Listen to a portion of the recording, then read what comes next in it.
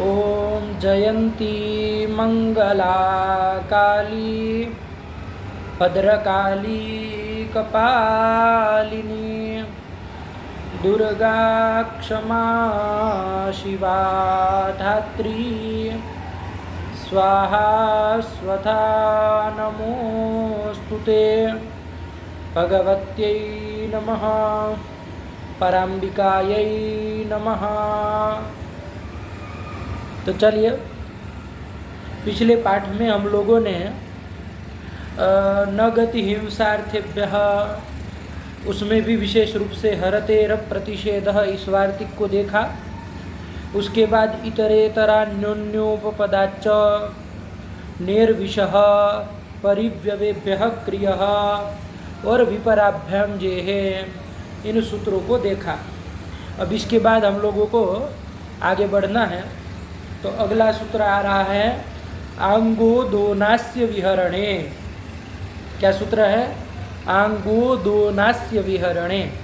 तो चलिए देखा जाए इसका अर्थ। अर्थ देखने से पहले सूत्र में कितने पद हैं देख लिया जाए। तो सबसे पहले है आंगः। तो आंग का आंगः पंचम एकवचनांतम दह। दह दा धातु का दह बन जाएगा। कहाँ बन जाएगा? पंचम एकवचनांतम और अनास्य विहरणे एक पद है सप्तम एकवचनांतम। तो पूरे सूत्र में 3 पद है। त्रिपदम इदम सूत्रम आंगोदोनास्य विहरणे। ठीक है, चलिए अब अर्थ किया जाए। ऊपर से आत्मनेपदम की अनुवृत्ति आ ही रही है। तो अर्थ क्या हो जाएगा? आंगः दह धातोः आत्मनेपदम स्याद। कि आंग उपसर्ग से पर में दा धातु से आत्मनेपद होता है। आंग उपसर्ग से पर में यदि दा धातु हो तो उससे आत्मनेपद प्रत्यय होता है। लेकिन एक बात इसमें विशेष रूप से जोड़ी है सूत्र में, अनास्य विहरणे। इसको ध्यान से समझना है ना। इस सूत्र को यदि शांत चित्त से एकाग्र चित्त से यदि समझेंगे तो एक ही बारी में पूरा सूत्र का क्या क्या विचार है सब समझ में आ जाएगा। एकदम सरल है। लेकिन थोड़ी भी व्यग्रता रखेंगे तो बहुत सारी इसमें बातें हैं, आप लोग उलझ सकते हैं। तो इसलिए ध्यान से एकाग्र चित्त होकर के सुनिएगा। तो आंग पूर्वक दा धातु से, दा धातु आप जान ही रहे, डुदाए दाने, दानार्थक दा धातु है, उससे आंग पूर्वक यदि वो हो तो उससे आत्मनेपद प्रत्यय होता है। लेकिन क्या कहा? अनास्य विहरणे। इसको समझना है। अनास्य विहरणे मतलब क्या? तो ध्यान से इसमें समास समझिए तो समझ में आ जाएगा क्या कहना चाह रहे हैं। तो आस्यस्य विहरणम इति आस्य विहरणम। आस्य यानी कि मुख, आप सब लोग जानते हैं। आस्य यानी मुख और उसका विहरण, आस्यस्य विहरणम इति आस्य विहरणम। विहरण मतलब क्या? तो विहरण मतलब विकसन, खुलना, विकसित होना, यही अर्थ है विहरण का। तो आस्यस्य विहरणम इति आस्य विहरणम। षष्ठी तत्पुरुष समास पहले कर लीजिए। क्या अर्थ होगा इसका? कि मुख का खुलना, यही अर्थ आया। अब करिए वो आस्य विहरणम का नहीं के साथ नहीं तत्पुरुष समास कर लीजिए। न आस्य विहरणमिति अनास्य विहरणम तस्मिन् अनास्य विहरणे। क्या मतलब इसका?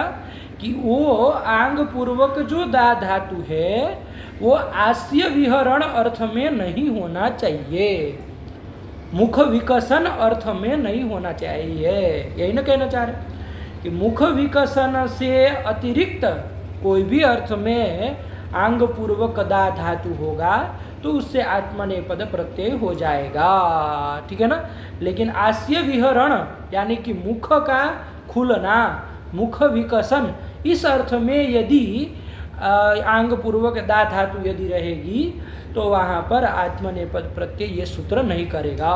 वही कहे अनास्य विहरणे, मतलब आस्य विहरण से अन्य अर्थ में होना चाहिए। अब इसकी वृत्ति देखें, आप लोगों को समझ में आ जाएगा। आंग पूर्वात ददाते मुख विकसनाद अन्यत्र अर्थे वर्तमानाद आत्मनेपदम स्यात्। ये कर दिए ध्यान से। क्या? आंग पूर्वाद ददाते मुख विकसनाद अन्यत्र अर्थे वर्तमानाद आत्मनेपदम स्यात्, कि आंग पूर्वक दा धातु से आत्मनेपद प्रत्यय होता है, लेकिन आंग पूर्वक दा धातु कैसी होनी चाहिए? तो मुख विकसन से अन्यत्र मतलब भिन्न अर्थ में होनी चाहिए। यदि मुख विकसन अर्थ में होगी, आस्य विहरण अर्थ में होगी, तो वहाँ पर आत्मनेपद प्रत्यय नहीं होगा, उससे अन्यत्र अर्थे वर्तमान विद्यमान होनी चाहिए, मतलब उससे भिन्न अर्थ है ना। तो मुख खोलना ऐसा अर्थ उसका नहीं होना चाहिए, बाकी कोई भी अर्थ रहे तो आंग पूर्वक दा धातु से आत्मनेपद प्रत्यय हो जाएगा। अब उदाहरण इसका देखेंगे तो समझ में आएगा। इसके पहले एक बात, उदाहरण देखने से पहले ध्यान रखिएगा, ये दा धातु वस्तुतः थी कैसी? 10 गण में भी हम इसको पढ़े हैं, है ना। तो कैसी है ये दा धातु? तो ध्यान दीजिएगा, डूदाई दाने धातु है। डू की तो आदिरी टूड वह से इत संज्ञा हो जाती है, तस्य लोप से लोप हो जाता है।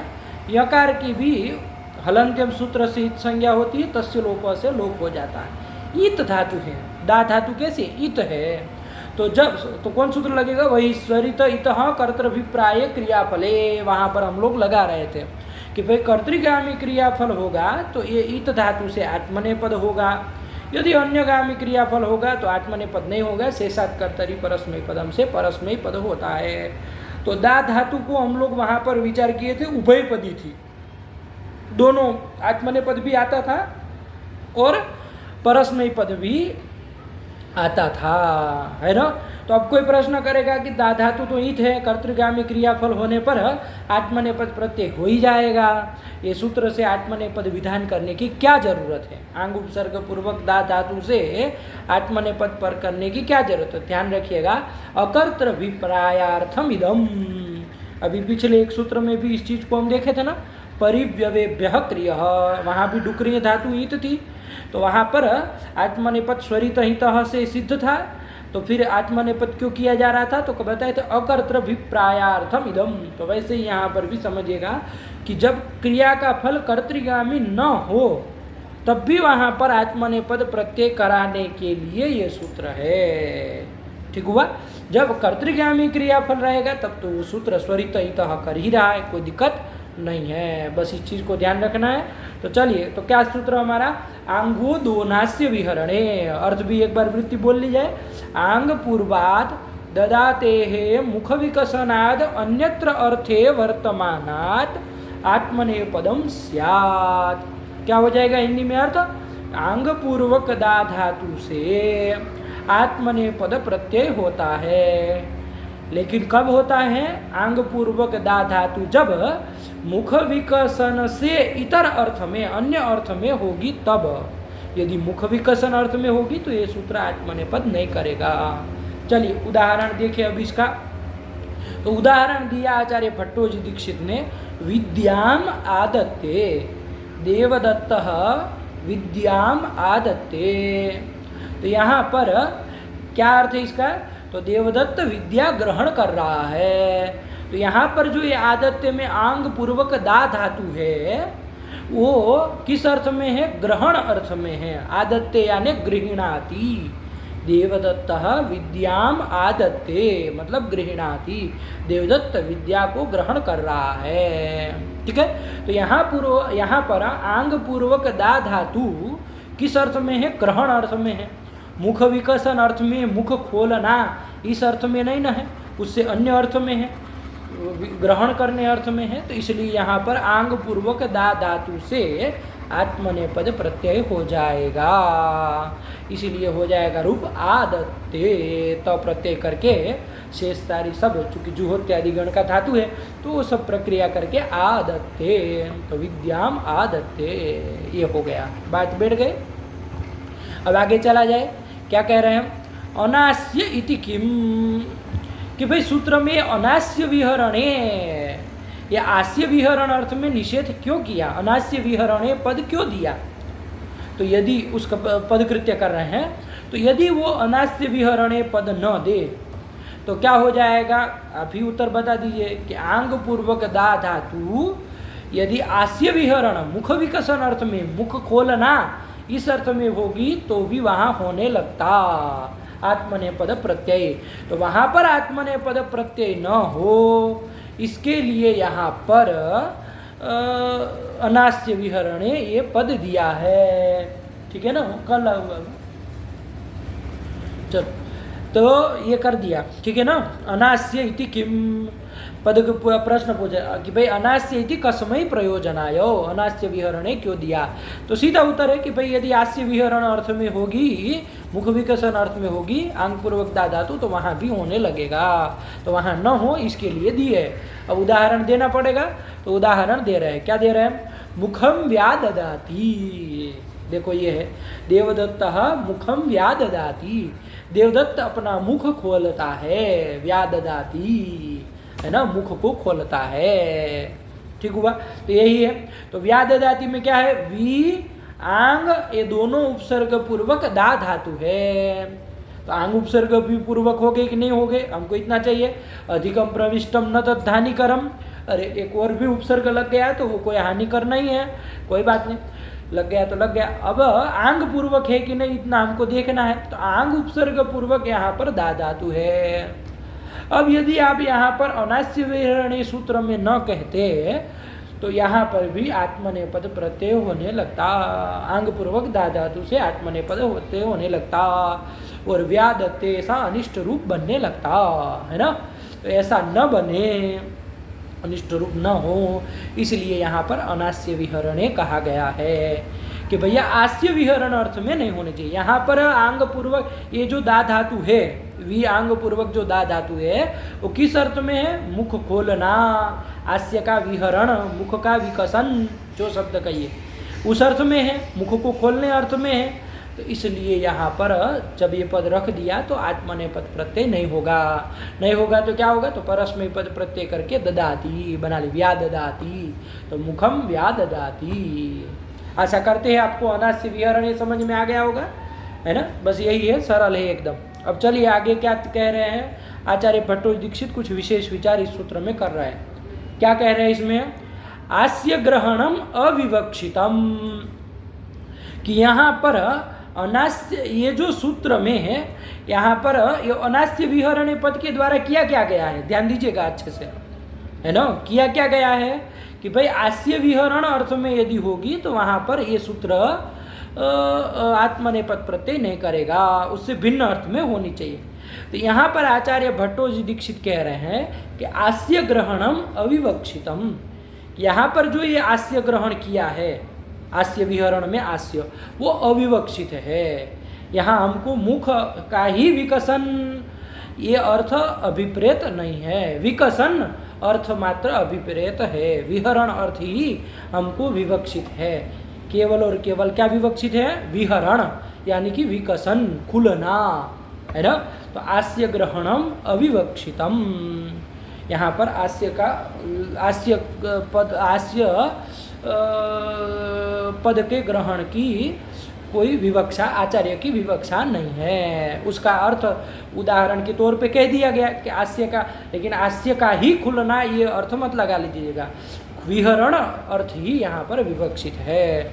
तो क्या मतलब आएगा कि विहरण से अन्य अर्थ में यदि आंग पूर्वक दा धातु होगी तो उससे आत्मनेपद प्रत्यय होगा।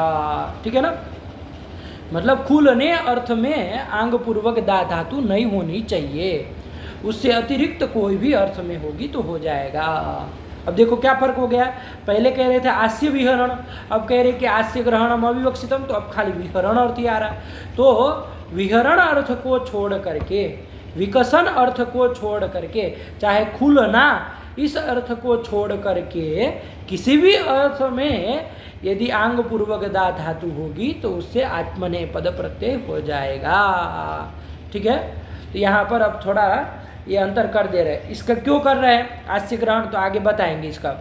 आस्य ग्रहणम अविवक्षितम, ठीक है ना, वहाँ देखिए लिख भी दिए होंगे, तो बाल मनोरमा आदि देखेंगे तो अविवक्षितम इति अविहरणे इत्येतावदेव विवक्षितम, विहरण, आस्य विहरण में विहरण ही विवक्षित है, विहरण अर्थ में नहीं होनी चाहिए। ठीक है, चलिए कोई बात नहीं, सरल है। उदाहरण देखें, क्या कह रहे हैं? विपादिकाम व्याददती, है ना? क्या है? विपादिकाम व्याददाती, ये होना चाहिए, ददती क्यों लिख दिए हैं? विपादिकाम व्याददाती, ये कर लीजिए, है ना? कि भाई औषध, विपादिका किसको कहते पहले जानिए इसको। विपादिका आगे देखो लिख भी रहे, पादस्फोटो विपादिका, पाद में जो, पैर में जो स्फोट होता है, फोड़ा होता है, उसको कहते हैं विपादिका, ठीक है ना? पाद स्फोटो विपादिका, पैर में होने वाला जो फोड़ा, पैरों में फोड़ा हो जाता है ना, तो उसको कहते हैं विपादिका। उस विपादिका को व्याददाती, उस फोड़े को खोलता है ना? होता है ना, बहुत पक जाता है तो क्या करते हैं लोग, औषधि, कुछ दवाई, कुछ देसी चाहे विदेशी इलाज करके उसको खोलने का प्रयास करते, ताकि उसके अंदर भरा हुआ जो पस आदि जो भी है वो पदार्थ निकल जाए। तो उसको खोला जाता है कि नहीं खोला जाता है? तो देखिए ध्यान दीजिएगा, तो वही कह रहे हैं, देवदत्तः औषधादिना विपादिकाम व्याददाति, कि देवदत्त औषधादि के द्वारा विपादिका को, मतलब उस फोड़े को, व्याददाति, खोलता है। ये अर्थ में वाक्य है। अब यहाँ पर आपको क्या ध्यान दीजिएगा, वी आंग उपसर्ग पूर्वक दा धातु है, व्याददाति का ना, तो वी आंग ये उपसर्ग द्वय पूर्वक आपकी दा धातु है, तो आंग पूर्वक भी दा धातु हो कि नहीं, हो गई। अब देखिए, यदि आप पूर्व में जो अर्थ था, जैसे हम लोग सूत्र से करके आए थे, वैसे ही अर्थ ले, तो यहाँ पर मुख का विकसन तो नहीं हो रहा है ना, मुख को खोलना ये अर्थ तो नहीं आ रहा ना। यहाँ पर तो खोला जा रहा है, लेकिन किसको खोला जा रहा है? फोड़े को खोला जा रहा है, फोड़े को खोलना ये अर्थ है, मुख का विकसन ये अर्थ तो है नहीं। तो इसलिए यहाँ पर भी यदि आस्य, अगर जैसे पहले अर्थ हम लोग किए थे कि आस्य विहरण से अन्य अर्थ में होनी चाहिए, तो मुख विकसन से अन्य अर्थ में तो है ही ना, फोड़े को खोला जा रहा है, खोलने अर्थ में है, लेकिन फोड़े को खोला जा रहा है, तो मुख विकसन से अन्य अर्थ में विद्यमान यहाँ की दा धातु है, आंग पूर्वक दा धातु, तो इससे भी आत्मनेपद प्रत्यय होने लगता कि नहीं हो लगता? तो यहाँ पर नहीं न करना था, इसलिए कहे कि यहाँ पर आस्य ग्रहणम, सूत्र में जो आस्य ग्रहण किया वो अविवक्षित है। तो क्या अर्थ हो गया सूत्र का? आस्य को हटा करके एक बार अर्थ बोल दीजिए तो स्पष्ट हो जाए। विहरण का मतलब होता है विकसन, ठीक है? तो क्या हो जाएगा?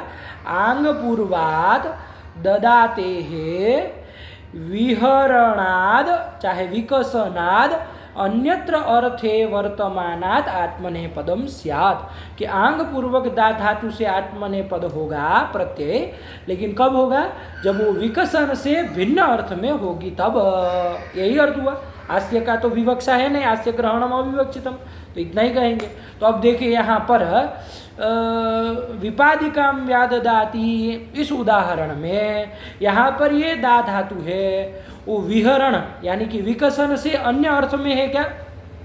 नहीं, विकसन अर्थ ही तो लिया जा रहा है।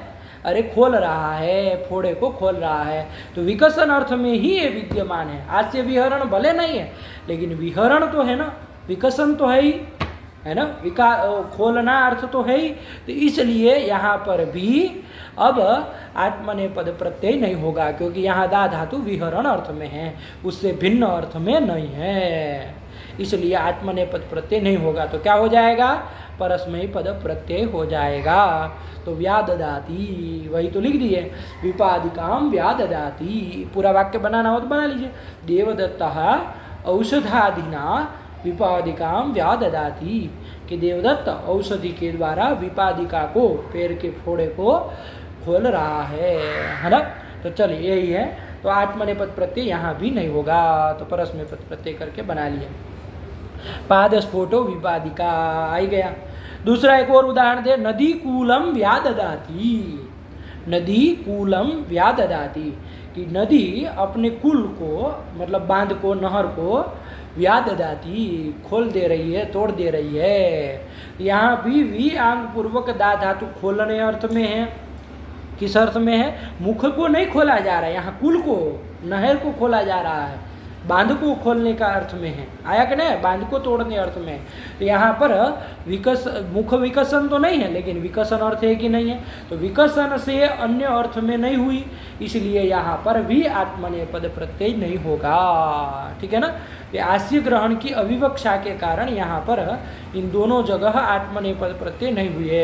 यदि आस्य ग्रहण विवक्षित होता तब तो आस्य विहरण से अन्य अर्थ में तो है ही, उसमें फोड़े को खोला जा रहा है, इसमें कुल को खोला जा रहा है, कुल मतलब नहर हो उसको खोला जा रहा है, तो आस्य विहरण से अन्य अर्थ में तो हो ही जाती, तो आत्मनेपद प्रत्यय होने लगता है। लेकिन आस्य ग्रहण चूंकि अविवक्षित है, इसलिए इन दोनों जगहों पर विकसन अर्थ ही आ रहा है, उससे अन्य अर्थ नहीं आ रहा है, इसलिए आत्मनेपद प्रत्यय नहीं होगा, परस्मय पद प्रत्यय होकर के व्याददाती रूप बना जाएगा।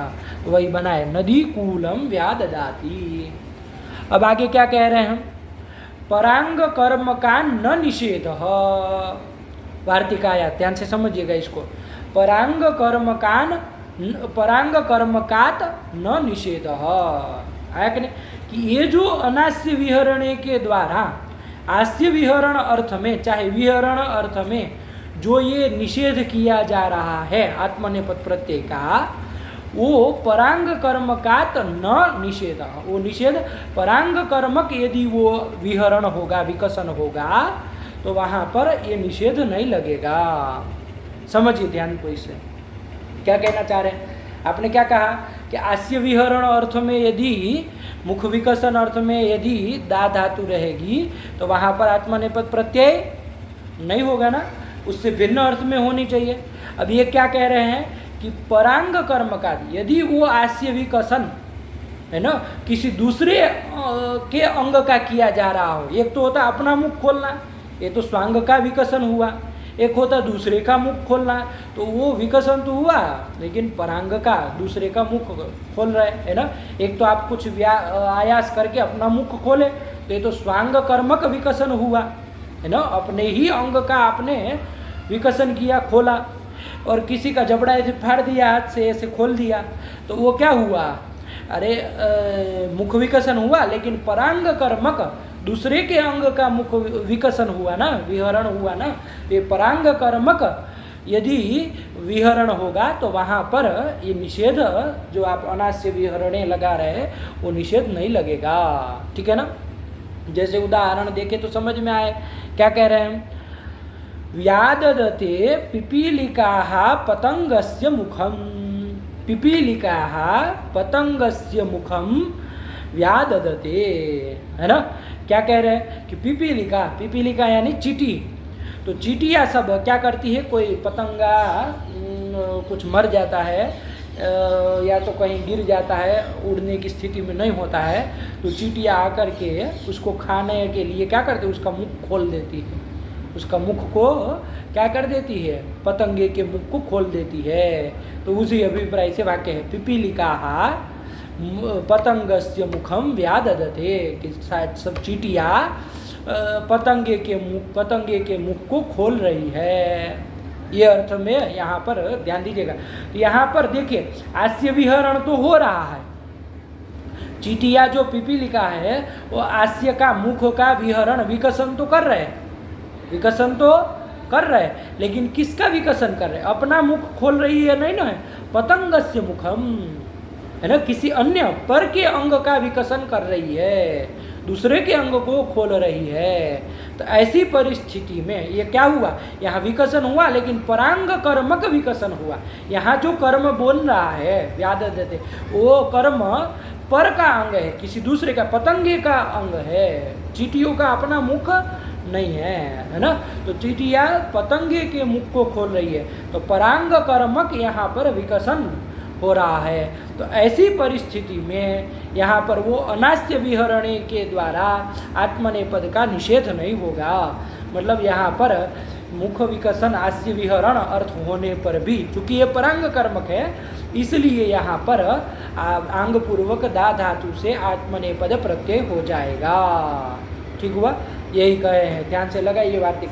परांग कर्मकान न निषेधः, कि परांग कर्मकात विकसनात् न निषेध, परांग कर्मक जो विकसनार्थक धातु होगी उससे आत्मनेपद का निषेध नहीं होगा, है ना। तो वही कर दिए। यहाँ पर भी वरना विकसन अर्थ तो है ही, पिपीलिका पतंगस्य मुखम व्याददते, तो विकसन अर्थ है, लेकिन परांग कर्मक चूंकि विकसन है इसलिए निषेध नहीं लगेगा, आत्मनेपद प्रत्यय हो जाएगा। तो कर लीजिए, तो आत्मनेपद प्रत्यय कर लिए तो व्याददते बनाए। अरे बहुवचन पिपीलिका बहुवचन था ना, एक होती पिपीलिका तो व्यादत्ते करते, लेकिन पिपीलिका बहुत सारी इसलिए बहुवचन किया व्याददते। तो कर लीजिए पिपीलिका पतंगस्य मुखम व्याददते। बन गई बात, समझ में आई? यही है। तो चलिए यही सूत्र था बाबू, और कुछ नहीं है, बस ध्यान से लगाइए क्या क्या बातें हैं। यदि कहीं भी फिर भी दिक्कत लगे तो आप बेझिझक पूछिए, आपका प्रश्न का समाधान किया जाएगा। तो चलिए आंगो दोनास्य विहरणे, ये सूत्र हो गया। अब आगे चले, क्या आया? क्रीडोनु संपरिभ्यश्च, ये सूत्र आया। कितने पद है इसमें भी देख लीजिए ध्यान से। क्रीड, क्रीड का क्रीड पंचम एकवचनांतम, और अनुसंपरिभ्यश्च ये पंचमी बहुवचनांतम। तो क्या दो पद है इसमें, अनुसंपरिभ्यश्च में समास देख लीजिए ताकि समझ में आए क्या क्या उपसर्ग है।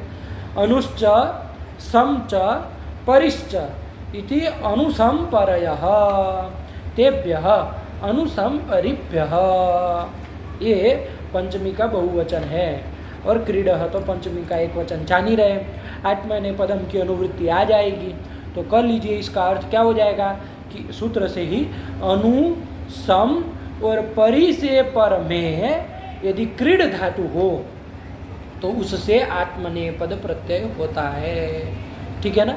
एक बात ध्यान दीजिएगा, सूत्र में च ग्रहण किया है, क्रीडोनु संपरिभ्यश्च च ग्रहण किया, तो ये चकार ग्रहण करने के कारण ऊपर इसके पूर्व वाले सूत्र से आंग इसकी भी अनुवृत्ति यहाँ पर आ जाएगी, है ना। उसी के पूर्व का सूत्र है क्रीडोनु संपरिभ्यश्च 1-3-21 और आंगो दोनास्य विहरण है 1-3-20, तो वहीं से आंग इस पंचम्यंत पद की अनुवृत्ति आ जाएगी चकार ग्रहण के कारण। तो ध्यान रखिएगा, 3 उपसर्ग तो इसमें जो पड़े ही है, अनु सम और परि, आंग की अनुवृत्ति आ जाएगी तो आंग चौथा हो गया। तो 4 उपसर्ग पूर्वक यदि क्रीड धातु रहेगी तो उस क्रीड धातु से आत्मनेपद प्रत्यय होता है, यही अर्थ कर लेना। देखिए वृत्ति देखी जाए, वृत्ति कुछ नहीं लिख रहे हैं, बस लिख दिए चाद आंग कि चकार ग्रहणात आंग, चकार ग्रहण करने से कारण आंग उपसर्ग ऊपर से आंग की अनुवृत्ति आ जाएगी, तो उससे पर में क्रीड धातु होगी तो उससे भी आत्मनेपद प्रत्यय हो जाएगा, यही अर्थ है ना। वृत्ति बना लो अपने से, अनुसम परिभ्य आंगश्च, आंग भी जोड़ लीजिए उसमें, आंगश्च क्रीड धातु हो आत्मनेपदम स्यात्। क्या इन्हीं में अर्थ हो जाएगा? अनु सम परि और आंग, इन चारों में से कोई भी उपसर्ग पूर्वक यदि क्रीड धातु रहेगी तो उससे आत्मनेपद प्रत्यय होता है। एकदम सरल सूत्र है, कोई वो नहीं। ठीक है।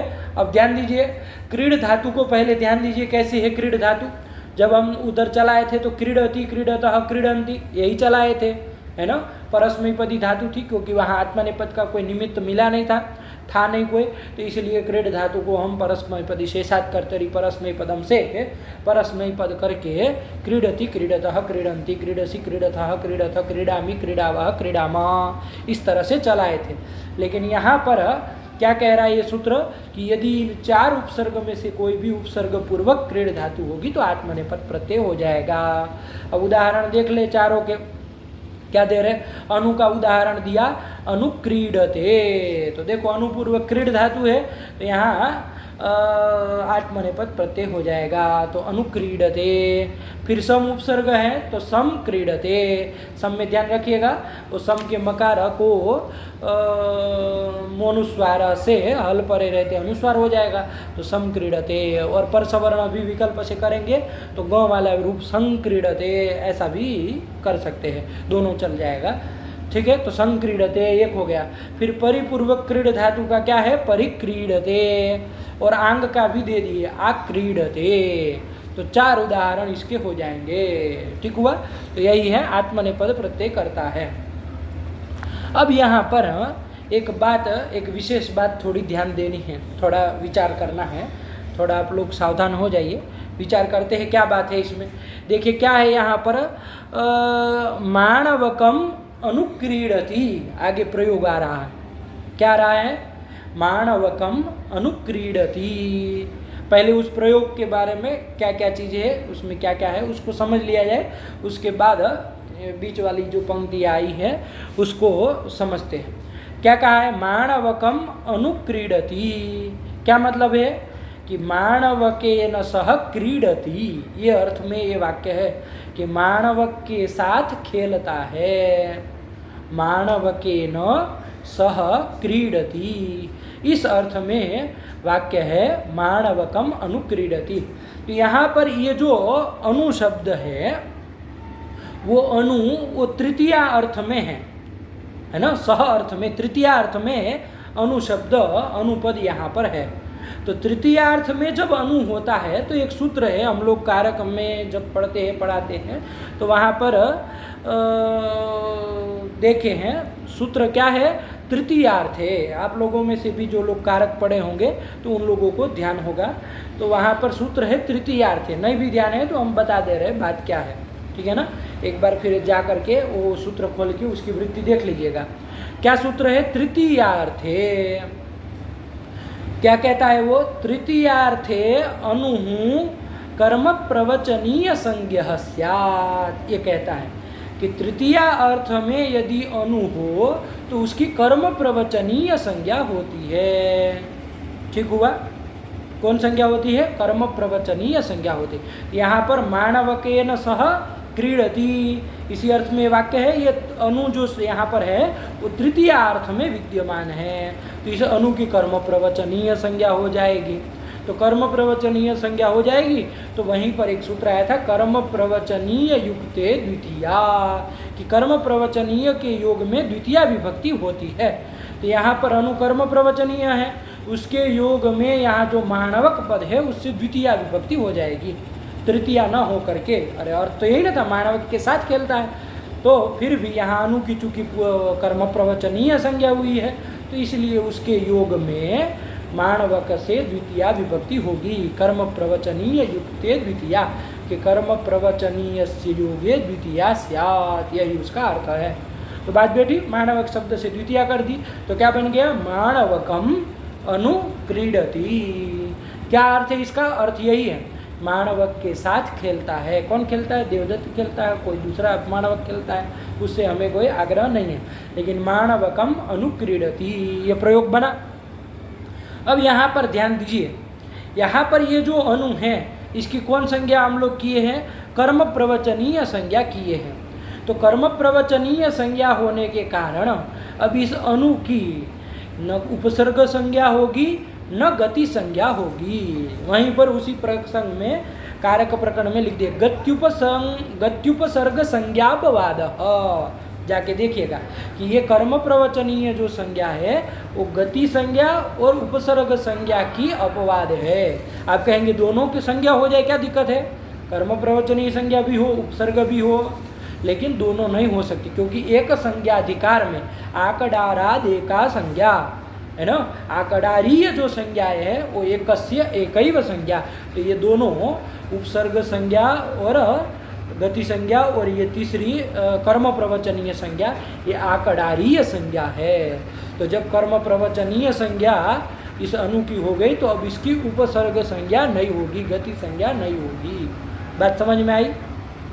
अब आप कहेंगे कि ये सब विचार क्यों यहाँ किया जा रहा है कि अनु की कर्म प्रवचनीय संज्ञा है, उसकी उपसर्ग संज्ञा नहीं होगी, ये सब विचार क्यों कर रहा है।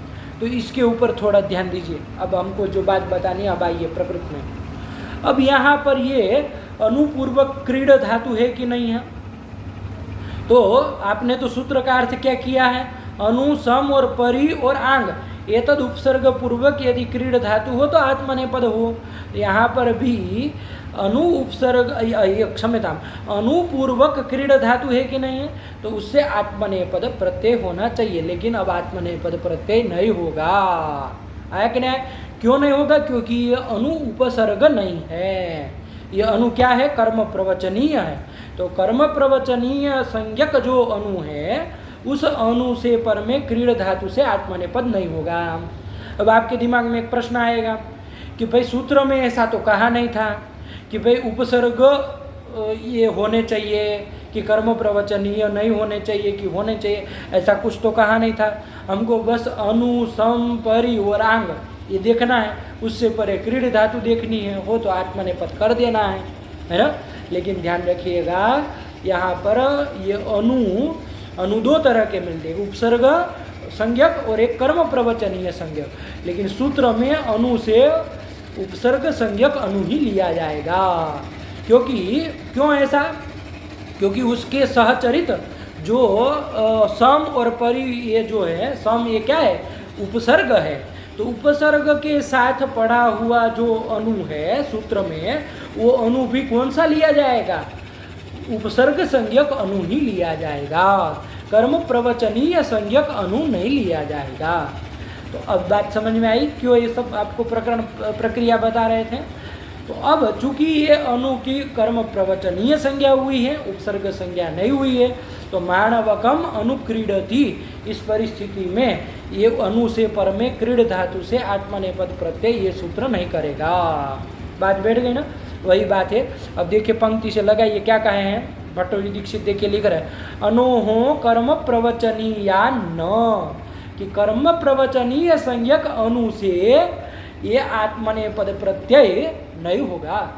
मतलब कर्म प्रवचनीय अनु से पर में क्रीड धातु होगी तो उससे आत्मनेपद प्रत्यय ये सूत्र नहीं कराएगा। क्यों नहीं कराएगा भैया? तो उपसर्गेण समासाहचर्या, क्योंकि इसका सम का साहचर्य है।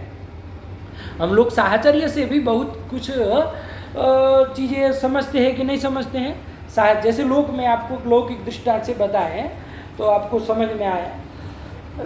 जैसे राम शब्द का क्या अर्थ होता है? राम शब्द का तो बहुत सारे अर्थ है। एक दशरथ के पुत्र को भी राम कहते हैं। बलराम जो कृष्ण के बड़े भाई थे, दाऊजी बलराम, उनको भी राम शब्द से कहा जाता है। परशुराम को भी राम शब्द से कहा जाता है, रामो जामदग्नि। तो इस तरह से राम शब्द के तो अनेक अर्थ हैं, बहुत सारे अर्थों में प्रयोग होता है। लेकिन हम यदि आपको कहें कि राम लक्ष्मण, चाहे राम लक्ष्मण जानकी, इस तरह का कोई शब्द प्रयोग करे और अब पूछे कि यहाँ राम लक्ष्मण, इसमें ये राम शब्द का क्या अर्थ है, तो आप क्या बताएंगे? परशुराम बताएंगे क्या? और बलराम बताएंगे क्या? यदि बताएंगे तो गलत, क्योंकि किसको बताया जाएगा? राम का अर्थ क्या किया जाए? राम लक्ष्मण ये शब्द है। तो यहाँ पर राम शब्द का क्या अर्थ लिया जाएगा? दशरथ के पुत्र राम लिया जाएगा। क्यों? क्योंकि लक्ष्मण का साहचर्य होने के कारण, है कि नहीं? लक्ष्मण शब्द का साहचर्य है। तो लक्ष्मण शब्द का साहचर्य होने के कारण राम शब्द यद्यपि उसके बहुत सारे अर्थ है, लेकिन फिर भी प्रकृति में वो दशरथ के पुत्र के रूप में, दशरथ के पुत्र यही अर्थ किया जाएगा। उसी प्रकार अनु हमको दो तरह का मिलता है, एक कर्म प्रवचनीय संज्ञक अनु है और एक उपसर्ग संज्ञक अनु है। तो यहाँ पर चूंकि सम उपसर्ग का साहचर्य है, सम ये उपसर्ग ही है, सम का तो कोई कर्म प्रवचनीय संज्ञा है नहीं, सम तो उपसर्ग ही। तो इस उपसर्ग का साहचर्य, जैसे वहाँ लक्ष्मण का साहचर्य था, वैसे यहाँ उपसर्ग का साहचर्य होने के कारण यहाँ अनु कौन सा लिया जाएगा? उपसर्ग ही लिया जाएगा, कर्म प्रवचनीय संज्ञक अनु नहीं लिया जाएगा। उसी बात को कह रहे हैं कि अनोहो कर्म प्रवचनीयात न, कि कर्म प्रवचनीय अनु से पर में क्रीड धातु होगी तो वहाँ आत्मनेपद नहीं होगा। आगे क्या चालू हो गया? अच्छा, चला जाए, थोड़ी देर में चला जाए, खत्म कर ले।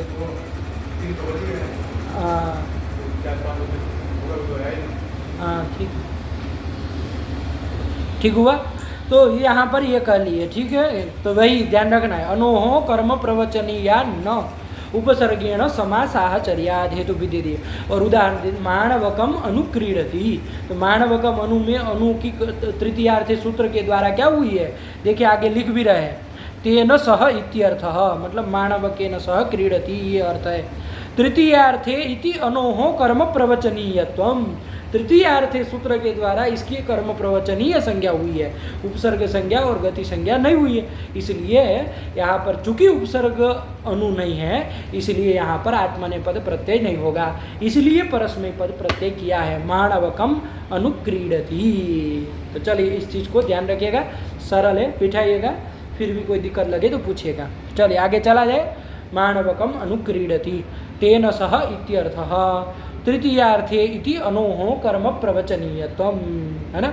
चलिए अब क्या कह रहा, समोकूजने वार्तिकार है, बस इस वार्तिक को अंतिम में कर ले, है ना, इस सूत्र का विचार हो जाए, फिर आगे देखते हैं। इस सूत्र में बहुत सारे वार्तिक है, तो उन सबको भी अच्छे से समझना है, देखना है, लेकिन एक वार्तिक कर लिया जाए। समोकूजने, है ना, कि समः अकूजने, तो क्या कह रहे हैं कि भैया सम से पर में भी तो सूत्र किया था कि सम से पर में क्रीड धातु हो तो उससे आत्मनेपद किया था, क्रीडोनु संपरिभ्यश्च सम भी आया था, तो उसके लिए वार्तिककार कह रहे हैं कि सम से पर में क्रीड धातु से आत्मनेपद होगा, लेकिन कब होगा, अकूजने, अकूजन अर्थ, है ना, कूजन अर्थ नहीं होना चाहिए, कूजन यानी शब्द करना, है ना, तो कूजन अर्थ में वो नहीं होनी चाहिए।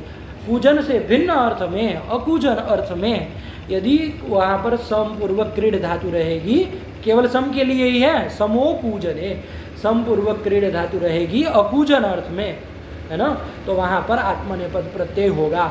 यदि कूजन अर्थ में रहेगी, शब्द अर्थ, शब्द करना अर्थ में रहेगी, तब वहाँ पर सम पूर्वक क्रीड धातु से आत्मनेपद प्रत्यय नहीं होगा। ठीक है, उदाहरण देखिए तो समझ में आए क्या कह रहे हैं। सम क्रीडते, सम उपसर्ग पूर्वक क्रीड धातु है, तो अकूजन अच्छे से खेलता है, मान लीजिए ऐसा अर्थ कर ले सामान्य रूप से, है ना, सम क्रीडते, है ना, क्रीड कि भाई अच्छे से खेल रहा है, तो यहाँ पर कूजन का अर्थ तो नहीं आ रहा है, शब्द करना अर्थ तो नहीं आ रहा है, खेलना अर्थ है, तो यहाँ पर अकूजन अर्थ में हो गया, तो समपूर्वक क्रीड धातु से आत्मनेपद प्रत्यय हो जाएगा, संक्रीडते, ये बन जाएगा। ठीक हुआ। अब आगे क्या कह रहे हैं, कूजने तु संक्रीडति चक्रम, यदि कूजन अर्थ में रहेगी तो वहाँ पर आत्मनेपद नहीं होगा, वहाँ तो परस्मै पद करके ही रूप बनेगा। तो संक्रीडति चक्रम, चक्रम संक्रीडति, जैसे वो बैलगाड़ी चाहे रथ का पहिया होता है ना, तो वो चक्र उसको कहते हैं, चक्र पहिए को, वो चक्रम संक्रीडति, मतलब वो पहिया जो है, वो चक्र जो है वो आवाज़ कर रहा है, यही अर्थ है, चक्रम संक्रीडति। तो यहाँ पर सम उपसर्ग पूर्वक क्रीड धातु तो है, तो सूत्र से तो होना चाहिए, लेकिन वार्तिककार ने कहा कि भैया अकूजन अर्थ में होगा तभी होगा। यहाँ तो ये है क्रीड धातु किस अर्थ में, कूजन अर्थ में, शब्द करने अर्थ में है ना, कूजन शब्द करने अर्थ में है, इसलिए यहाँ पर आत्मनेपद प्रत्यय नहीं होगा, है ना। तो परस्मै पद प्रत्यय करके संक्रीडति चक्रम, कूजनेतु संक्रीडति चक्रम, कूजन अर्थ में तो परस्मै पद ही होगा, बन गया। चल यही है। अब आगे आ रहा है आगमे है क्षमायाम। अब यहाँ से और भी बहुत सारे वार्तिक है, तो उसको हम लोग क्रमशः अगले पाठ में समझेंगे। आप लोग इसको लगाइए, कहीं भी संदेह लगे तो बेझिझक पूछे। भगवते नमः, पराम्बिकायै नमः। अस्तु।